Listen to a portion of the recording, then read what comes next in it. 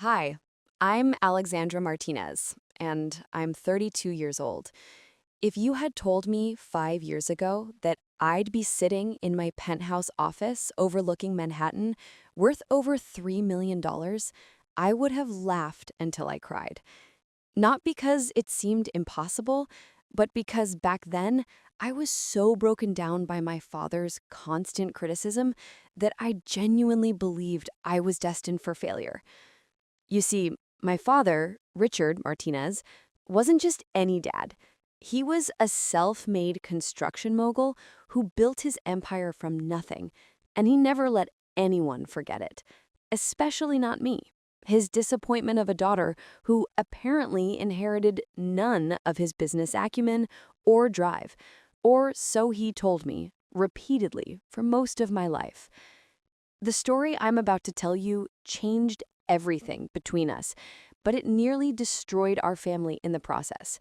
It's about betrayal, resilience, and the moment when everything I thought I knew about my father crumbled like a house of cards. But let me start from the beginning, because you need to understand just how deep this wound went. I was 27 when I finally decided to start my own business. After years of working dead-end jobs and listening to my father's disappointment echo in my head, I had scraped together $15,000 to launch what would become Martinez Digital Solutions. It wasn't much, but it was mine. The day I told my family about my business venture will forever be burned into my memory. We were sitting around the dinner table at my parents' house, the same mahogany table where I'd received countless lectures about my lack of ambition. My mother, Alina, had made her famous enchiladas, and the atmosphere should have been warm and supportive. Instead, it felt like walking into a courtroom. "Dad, Mom, I have something exciting to tell you," I began, my heart hammering against my ribs. "I've started my own digital marketing company.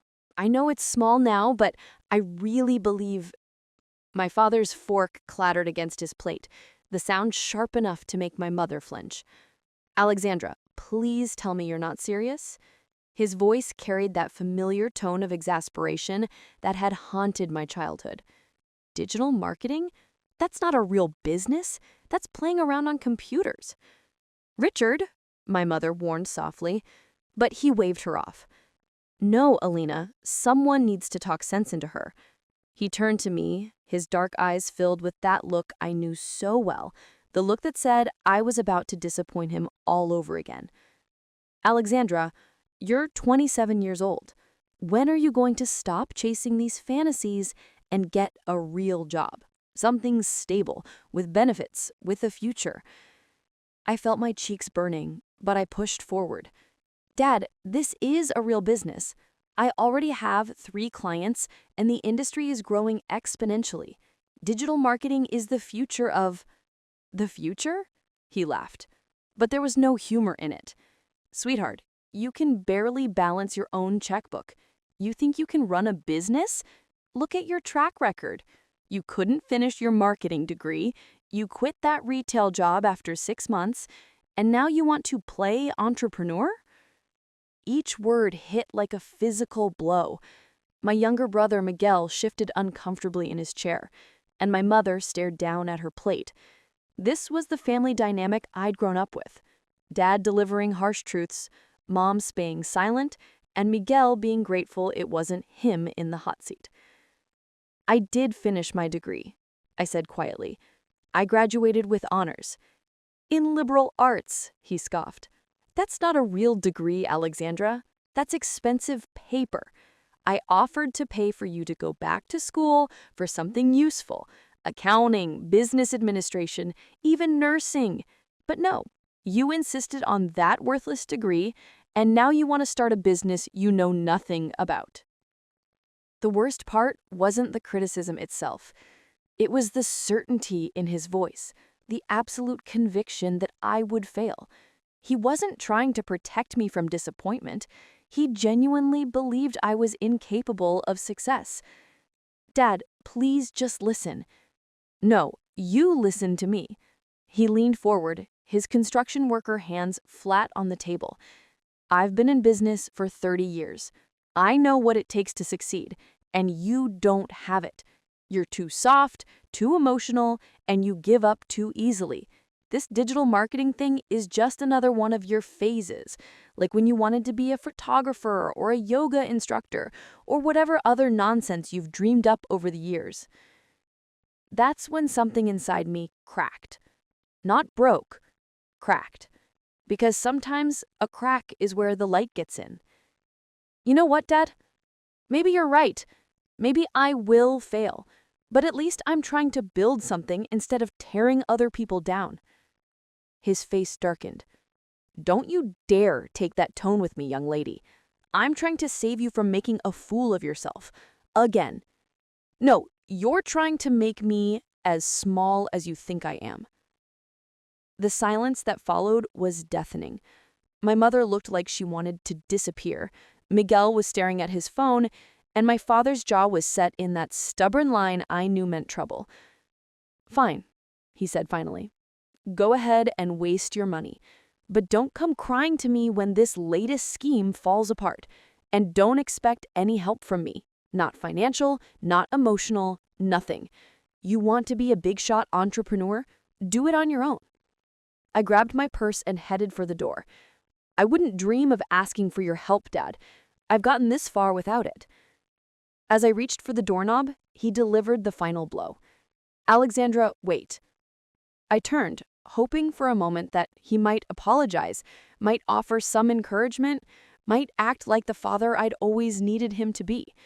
Instead, he looked me straight in the eye and said, "You're going to fail. You always do. And when you come crawling back, asking for a job at one of my sites, I want you to remember this conversation." I walked out of that house with tears streaming down my face, but also with something else, a burning determination that I'd never felt before. He was so certain I would fail that he'd essentially bet against his own daughter. Well, I was about to prove him spectacularly wrong. But what I didn't know that night was that my father's lack of faith in me was about to become the least of my problems. Because while I was busy trying to prove him wrong, he was busy making sure I'd fail. The next 18 months were the hardest of my life, but also the most transformative. I threw myself into Martina's digital solutions with a desperation that bordered on obsession. Every rejection was fuel, every small victory was validation, and every sleepless night was an investment in proving my father wrong. I worked from my tiny studio apartment, converting my dining table into a desk and my bedroom closet into a filing system. My first 3 clients were small local businesses, a bakery, a massage therapist, and a vintage clothing boutique. They couldn't pay much, but they believed in what I was offering, which was more than I could say for my own family. The bakery owner, Mrs. Chen, became my first real success story. Her business had been struggling to compete with the chain stores, but within 6 months of implementing my social media strategy and local SEO campaign, her revenue had increased by 40%. She was so thrilled that she referred me to 5 other businesses in her network. Word spread slowly but steadily. I was transparent about my fees, delivered results ahead of schedule, and treated every client like they were my only client. My phone started ringing more frequently, and I had to start saying no to projects that weren't a good fit. But the real breakthrough came when I landed Peterson & Associates, a mid-sized law firm that was looking to modernize their marketing approach. The managing partner, James Peterson, had been skeptical about hiring someone so young and relatively inexperienced, but my presentation had convinced him to take a chance. "Alexandra," he told me after I delivered their 3rd quarterly report showing a 65% increase in qualified leads, "whatever you're charging us, it's not enough. You've transformed our business." That's when I knew I had something special. Within 2 years, I had 12 employees, an office in a respectable downtown building, and a client roster that included some of the most recognizable names in the city. My revenue had grown from basically nothing to over $2 million annually. But success brought its own challenges, and not all of them were business-related. My relationship with my family had become increasingly strained. My mother would call occasionally to check on me, but our conversations were stilted and careful. Miguel had reached out a few times, clearly uncomfortable with the family dynamics, but unsure how to bridge the gap between his sister and his father. My father, meanwhile, had maintained his position of complete indifference. When my mother mentioned my business successes during family dinners, he would change the subject or make dismissive comments about flash-in-the-pan companies that wouldn't last. The breaking point came during my brother's engagement party. Miguel had gotten engaged to his college sweetheart, Jennifer, and my parents were hosting a celebration at their house. I debated whether to attend, but Miguel personally asked me to come, and I couldn't disappoint him. The party was in full swing when I arrived. Extended family, family friends, and business associates of my father filled the house. I made polite conversation, caught up with cousins I hadn't seen in months, and tried to blend into the background. That's when I overheard the conversation that changed everything. I was in the kitchen helping my aunt with the appetizers when I heard my father's voice from the patio. He was talking to his business partner, Tom Sullivan, and a few other men from the construction industry. The problem with kids today is they think they can skip all the hard work and get rich quick with these internet schemes. Take my daughter Alexandra, for example. She thinks she's some kind of business mogul because she plays around on social media for a few small businesses. She'll come crawling back to reality soon enough. Tom's voice. Didn't she start some kind of marketing company? Please. My father's laugh was harsh. It's not a real business. She's basically a glorified secretary who helps businesses post pictures on Facebook. She'll come crawling back to reality soon enough. Another voice I didn't recognize. But I heard she's doing pretty well. My neighbor hired her company and he says... Look, my father interrupted, his voice taking on that authoritative tone he used when he wanted to shut down a conversation. I've been in business for 30 years. I know the difference between a real company and someone playing dress-up. Alexandra has always been a dreamer, never practical. This digital marketing thing is just her latest fantasy. Give it another year and she'll be asking me for a job. The men murmured their agreement and the conversation moved on to other topics. But I stood there in the kitchen feeling like I'd been punched in the stomach. It was one thing to know that my father didn't believe in me. It was another thing entirely to hear him actively undermining my reputation in front of his business associates. These were influential people in our community, potential clients or referral sources. His words could actually damage my business. But what hurt most was the realization that even after 2 years of success, even after building something real and substantial, he still saw me as the same failure he'd always expected me to be. I left the party early, claiming I had a client emergency. Miguel caught me at the door. Alexandra, is everything okay? You look upset. I forced a smile. Just tired. Congratulations again on your engagement. Jennifer is wonderful. He studied my face.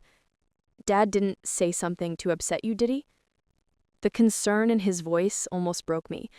Miguel was a good man, caught in the middle of a family dynamic he didn't create and couldn't fix. No, Miguel. Dad and I we're just different people. Don't worry about it. This is your day. But as I drove home, I made a decision that would change the trajectory of my business and my relationship with my family forever.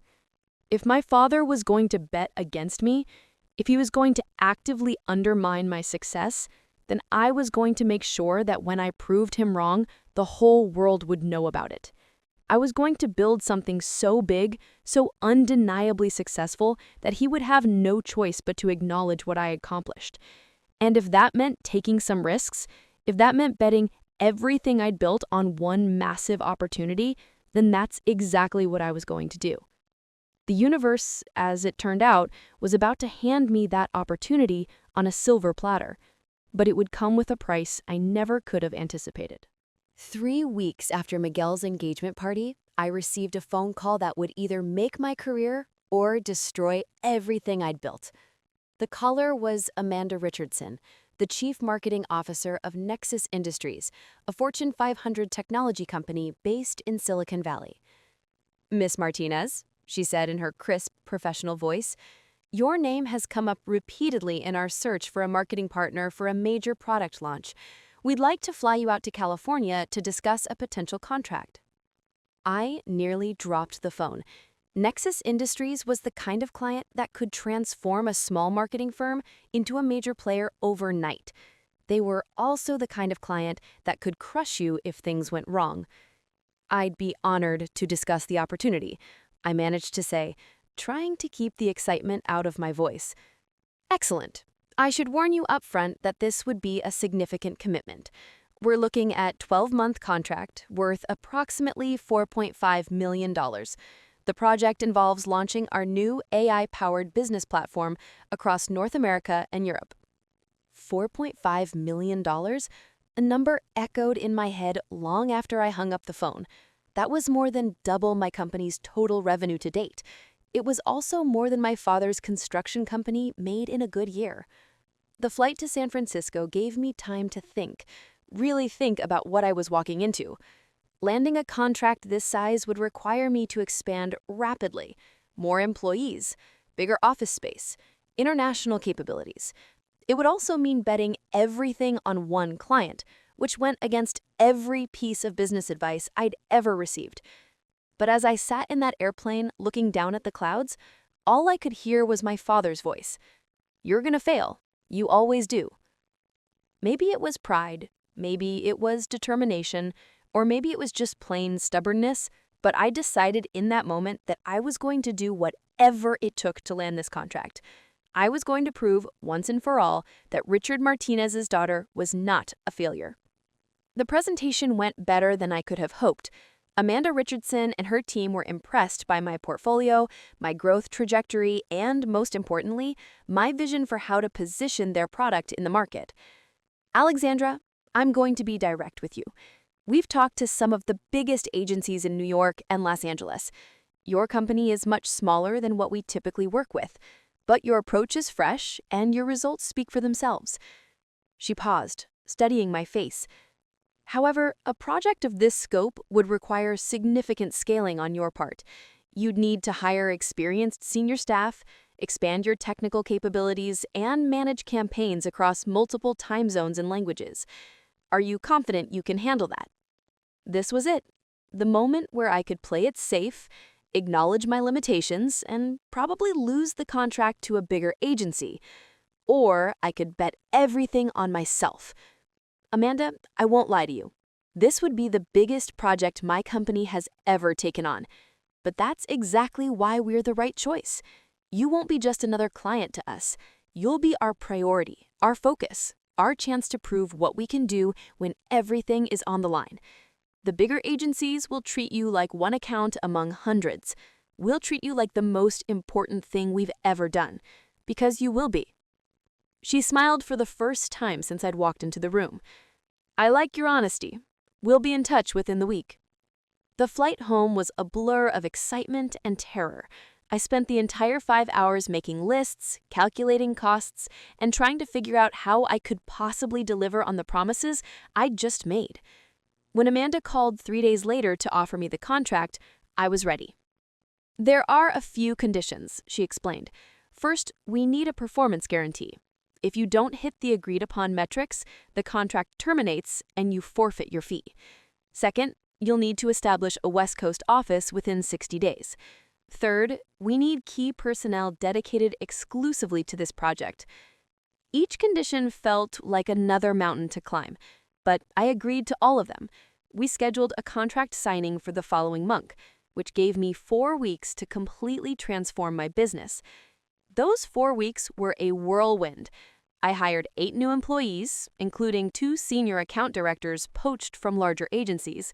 I signed a lease on a satellite office in Los Angeles. I took out a business loan that made me physically sick to think about, secured by both my business assets and my personal savings. Most importantly, I kept the entire expansion secret from my family.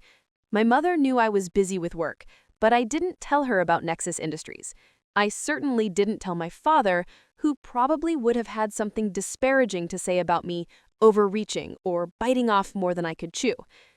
The contract signing took place on a Wednesday morning in October. As I sat in that conference room, signing papers that would either make me a millionaire or bankrupt me, I thought about my father's prediction that I would fail. In exactly 12 months, I would either prove him spectacularly wrong or validate every doubt he ever expressed about me. The first 6 months of the Nexus campaign exceeded everyone's expectations, including my own. The AI platform launch was a massive success, generating over $200 million in sales revenue in North America alone. Amanda Richardson sent me a bottle of champagne with a note that read, "You weren't kidding about treating us like your most important client. Keep this up and we'll have more work for you than you can handle." By month 8, my company had grown to 23 employees across 2 offices. My personal net worth had crossed the $1 million mark for the first time in my life. I was featured in 3 business magazines as one of the rising stars of digital marketing. But success, I was learning, had a way of attracting attention from unexpected places. I was working late one Thursday evening when my phone buzzed with a text from an unknown number. Impressive what you can accomplish when you steal other people's ideas. My blood ran cold. I stared at the message, trying to make sense of it. Steal other people's ideas? What was that supposed to mean? Before I could respond, another message came through. "Check your email." With trembling fingers, I opened my laptop and refreshed my inbox. There it was, an email from the same unknown sender, with an attachment labeled Proof. The attachment was a series of documents that made my heart stop. They were internal strategy memos from Peterson & Associates, the law firm that had been one of my early clients.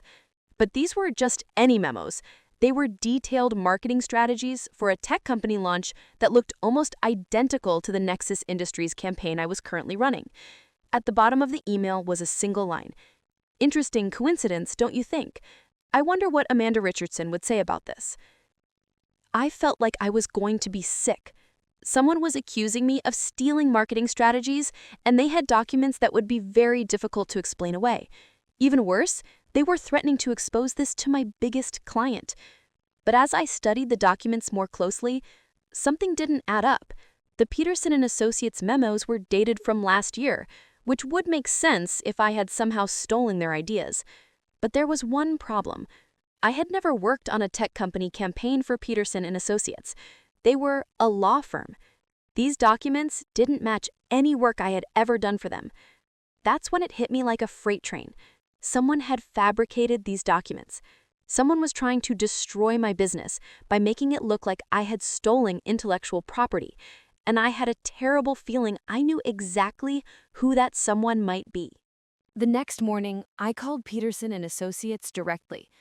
James Peterson, the managing partner who would become not just a client but something of a mentor, answered on the second ring. "Alexandra, how's the big-time marketing mogul doing?" "James, I need to ask you something, and I need you to be completely honest with me. Have you ever shared any of my work or strategies with anyone outside your firm?" The pause on the other end of the line told me everything I needed to know. "Alexandra, what's going on? You sound upset." I explained about the anonymous messages and the fabricated documents. James listened without interruption, and when I finished, he was quiet for a long moment. "Alexandra, I think you need to come in today. There's something I need to show you."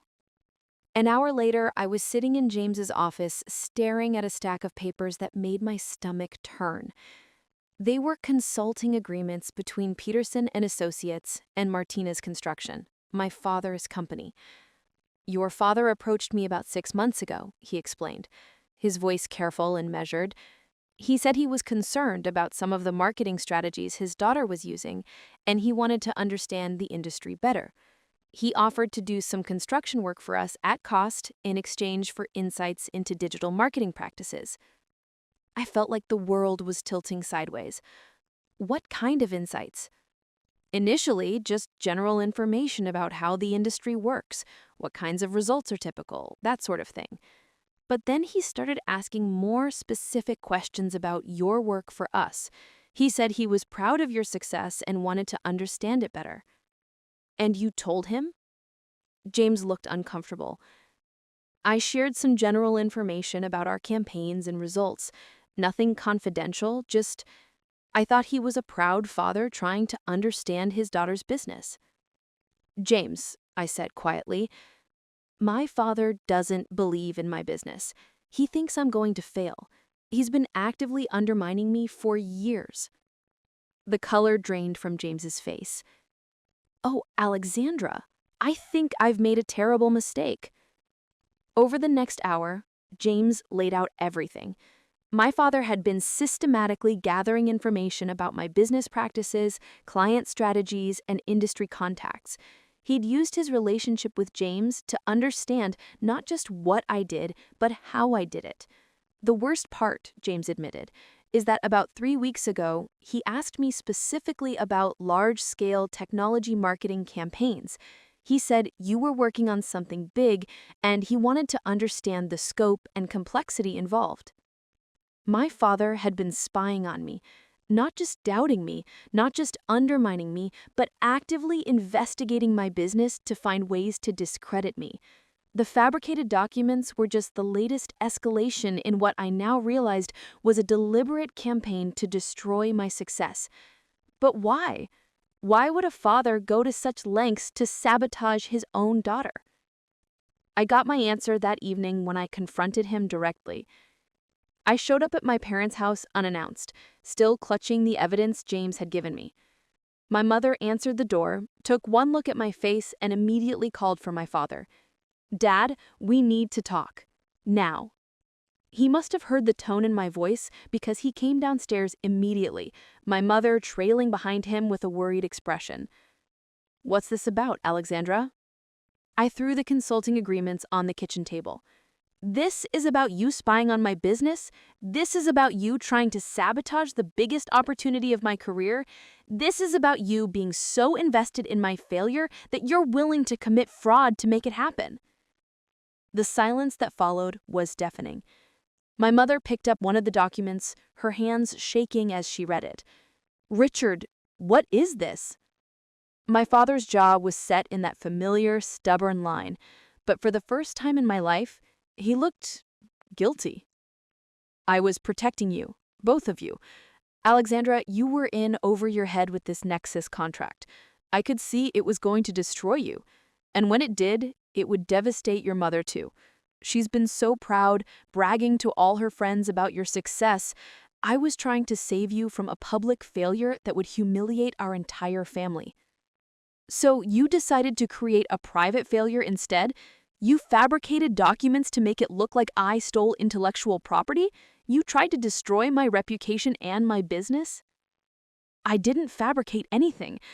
I gathered information. I wanted to understand what you were really doing, whether it was legitimate or just smoke and mirrors.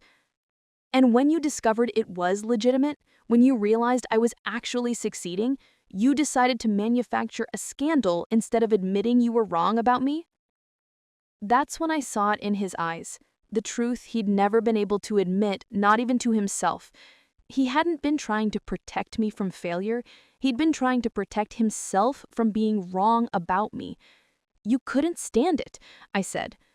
The realization hitting me like a physical blow. You couldn't stand that I was succeeding without you, despite you. All those years of telling me I would fail, of betting against your own daughter, and then when I started to prove you wrong, you couldn't handle it. That's not... Yes, it is. I looked at my mother, who was staring at my father like she'd never seen him before. Mom, did you know any of this? She shook her head, tears streaming down her face. Richard, how could you? She's our daughter. Our daughter. The conversation that followed was the most painful of my life, but also the most liberating. My father, confronted with the evidence of his betrayal and his wife's horror, finally broke down and admitted the truth. He had been gathering information about my business for months, looking for evidence that I was cutting corners or engaging in unethical practices. When he couldn't find any, he had convinced himself that I must be hiding something. The fabricated documents were his attempt to expose what he believed to be the truth, that my success was built on deception. But why, Dad? I asked, genuinely trying to understand. Why couldn't you just be proud of me?" He was quiet so long I thought he wouldn't answer. When he finally spoke, his voice was barely above a whisper. "Because if you could succeed without my help, without my guidance, without any of the things I thought were necessary for success, then maybe I wasn't as important as I thought I was. Maybe you didn't need me at all." And there it was, the heartbreaking truth beneath all the criticism, all the doubt, all the active sabotage. My father hadn't been trying to tear me down because he thought I was weak. He'd been trying to tear me down because he was terrified I was strong enough to succeed without him. The conversation ended with my father agreeing to confess his actions to James Peterson and to never interfere with my business again. It also ended with me walking out of that house uncertain whether our relationship could ever be repaired. But life, as it turns out, had one more surprise in store for me. 2 months later, the Nexus Industries contract wrapped up successfully. Not only had we exceeded every performance metric, but Amanda Richardson offered me a 3-year extension worth $15 million.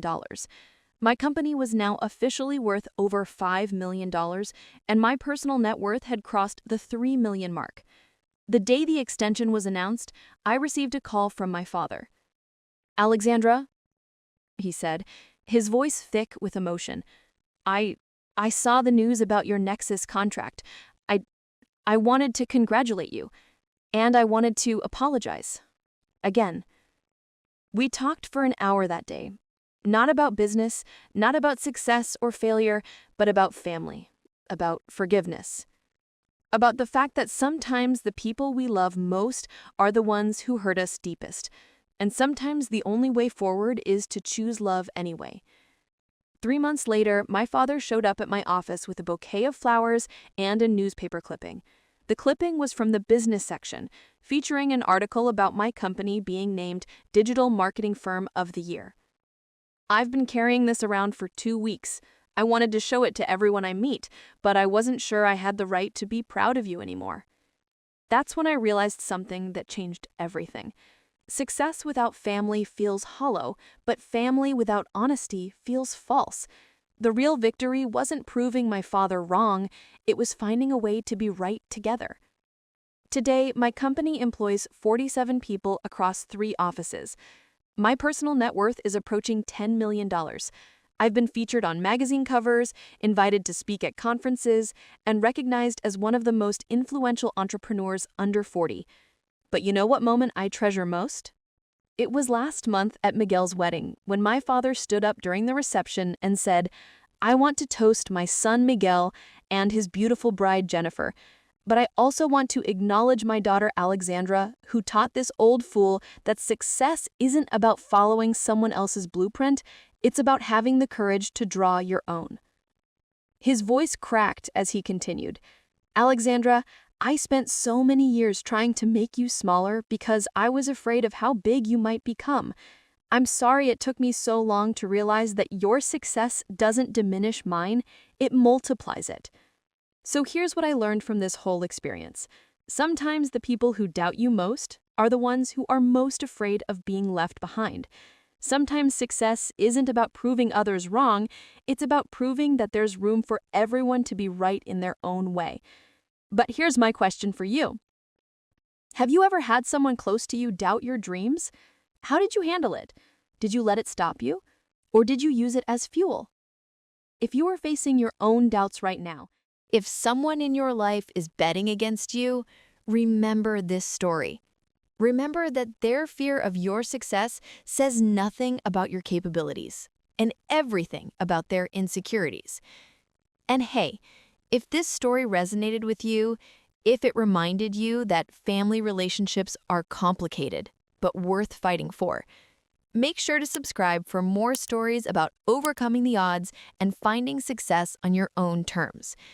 Because at the end of the day, the best revenge against those who doubt you isn't proving them wrong. It's proving that success is big enough for everyone, including them. That's my story. That's how my father's doubt became my determination. How his betrayal became my breakthrough. and how we both learned that love and success aren't zero-sum games. Sometimes the most priceless reaction isn't shock or surprise. It's the moment when someone who counted you out finally learns to count you in.